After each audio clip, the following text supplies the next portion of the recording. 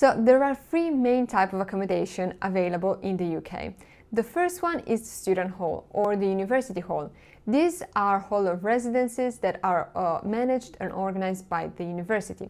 They're usually around the campus or are connected via bus or are close by to the main campus or where you're going to have lectures and seminars. They have many benefits. For example, they have all the bills included, such as Wi-Fi, heating, water, electricity, so you just pay the same amount of rent per month. Another good thing is they have usually 24-hour security, and they may also organize events in collaboration with the university. I remember from my experience that I went to York to visit the city of York with my accommodation team and with the other students who were living in my same accommodation.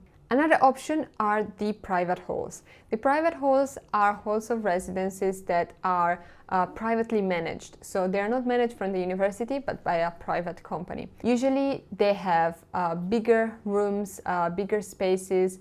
Maybe instead of having a single bed, you have a double bed, or instead of having just your room and the kitchen, you also have the gym shared with the other flatmates and people that are staying at the same hall, or you have the cinema room or the study room. So they usually have more facilities, but they cost also a bit more.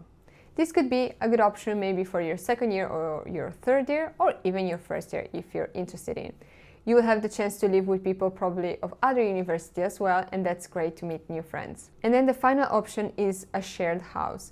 So you usually rent a room, which can be en suite or non-en suite, in a house with other people. This is something we advise you to do probably from your second year. So you have a really close group of friends with whom you really want to share a house and spaces together. From your first year, it could be a bit difficult because then you might need to share a house with a professional and not only students.